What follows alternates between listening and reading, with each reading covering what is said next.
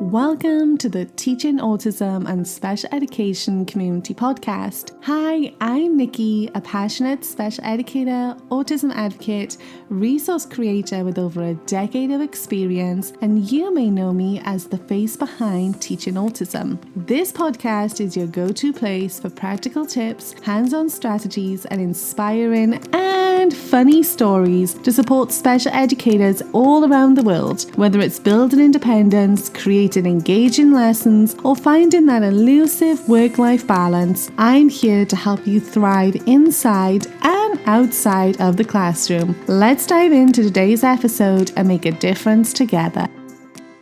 Hey teacher friends, and welcome back to the Teaching Autism and Special Education podcast.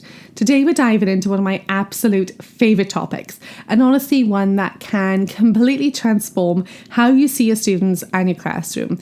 And we are talking about the least dangerous assumption, which is also known as the Presumption of Competence. And if you've never heard of it before, don't worry, because today we are going to unpack what it means, where it comes from, and most importantly, how you can live it out in your classroom every single day. Because this is not just another educational buzzword. It's a mindset that changes everything about how we teach, how we plan, and how we talk to and about our students. So let's start with what it means. The least dangerous assumption is a term that was coined back in 1984. The idea is simple but powerful. When we don't have absolute proof about a student's abilities, we should assume competence rather than limitations, because the risk of assuming too little is far more harmful than assuming too much. In other words, if you're not sure whether a student can do something, it's less dangerous to assume they can and give them access to that opportunity than to assume they can't and take that opportunity away. It's basically about giving your students the benefit of the doubt, always. And in special education, we work with so many students whose communication, motor skills, or behaviours might make it look like they can't understand or learn or participate. But here's the truth. Appearance is not ability. A student might not be able to tell you what they know, but that doesn't mean that they don't know it. They might not be able to show it in the way that we expect, but that doesn't mean they don't understand. I have seen students who were thought to be non-verbal and low cognitive, is how they were described, suddenly thrive once given access to AAC or alternative ways to show what they know. And I've seen students who were underestimated for years bloom the moment that someone finally believed that they could. And that's what this philosophy is all about. So the real danger of assuming less so let's flip the phrase around for a second. What happens when we don't assume competence? Well, we limit opportunities, we lower expectations, we design lessons that are watered down instead of scaffolded up.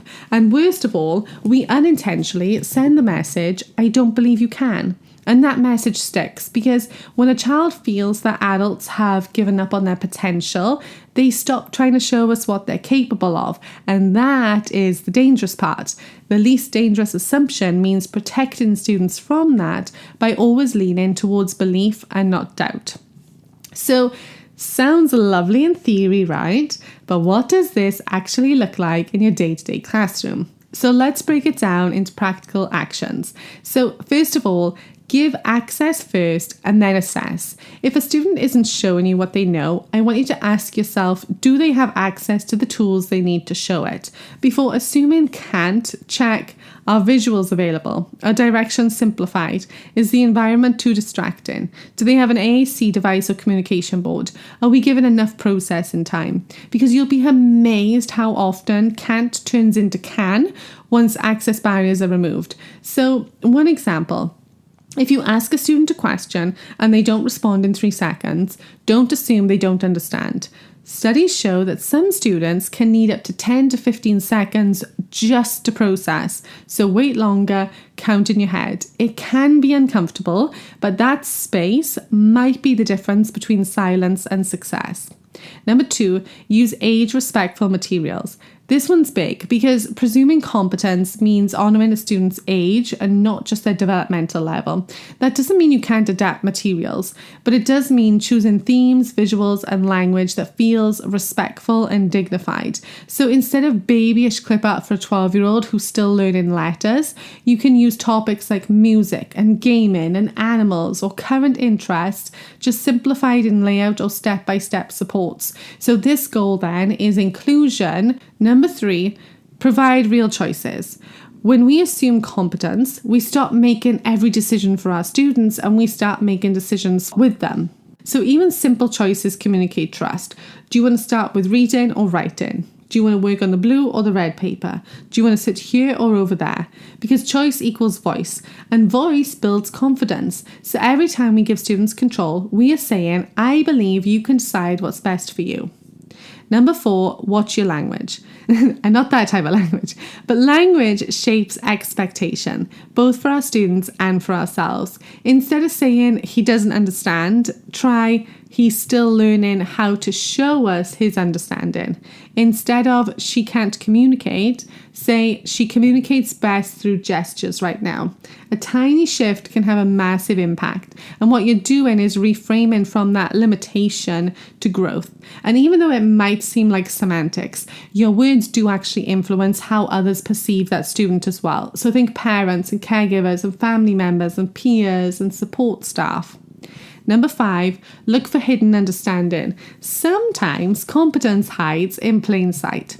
A student might not follow a direction verbally, but they pause or glance at the correct object. They might seem disengaged, but hum along to a song that matches your activity. They might not complete the work, but they arrange materials in a logical order. And these are clues.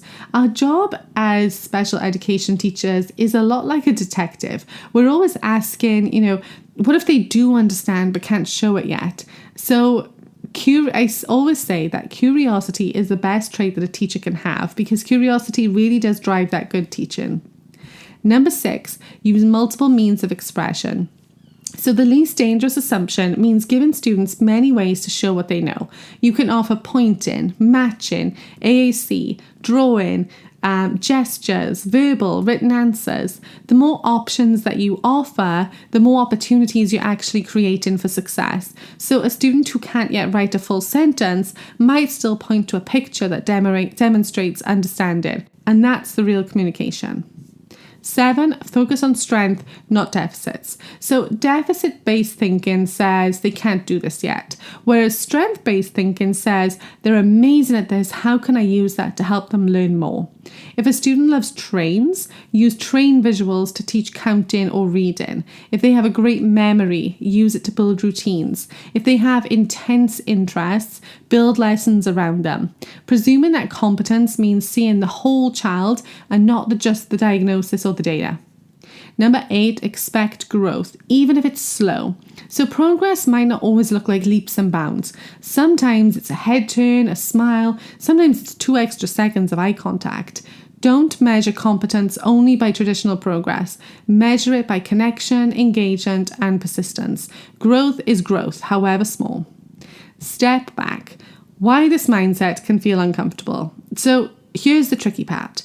Presuming competence often challenges our instincts.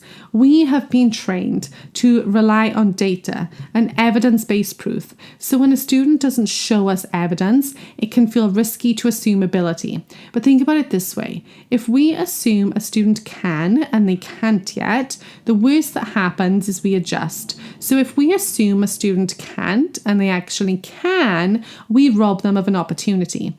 That is why it's called the least dangerous assumption. The harm of underestimating a child is far greater than the inconvenience of overestimating them.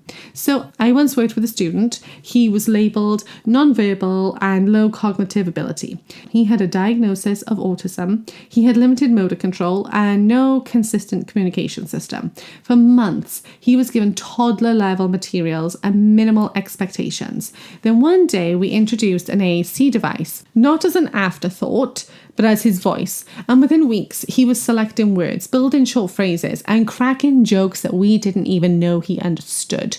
This was not a miracle. This was access, meet, and ability. He always had the understanding, he just never had the opportunity to show it. And that is why presuming competence matters. So when we teach from a place of presuming competence, what we actually do is create a classroom where our students are seen as capable and not broken. And mistakes are very much treated as learning, not failure. It's okay to make a mistake. Communication is valued in all of its forms. Inclusion feels authentic, and every child has the right to try. And honestly, when you start to look at your students through this lens, teaching is going to become so much more joyful because you're not going to keep trying to fix kids. You're going to start connecting with them. So what does this mean for you? Presuming competence doesn't mean pretending challenges don't exist. It means holding two truths at once. This student needs support, and the student is capable of learning and growing. So what you can do is scaffold and accommodate without lowering your belief in their potential. So when you plan your lessons, ask, if I truly believe this student could learn this, how would I teach it? That question alone can often change the way that you approach everything, from goal writing to differentiation. So teacher friend, as you head into your next lesson, your next IEP meeting, your next tough day, I want you to hold on to this truth. Every student has ability, every student has potential, and every student deserves the chance to show it. The least dangerous assumption isn't about being overly optimistic. It's about being just and fair, because when we assume competence, we design for access. And when we design for access, we unlock possibility because your students are capable of more than anyone has ever told them. And you are the teacher who gets to prove this. So thank you for being that teacher, the teacher who looks past behavior, past limitations, and sees potentials. Because you, my friend, are going to change lives one belief at a time. Thank you for tuning in today. I hope you found this episode helpful, and I'll speak to you again soon.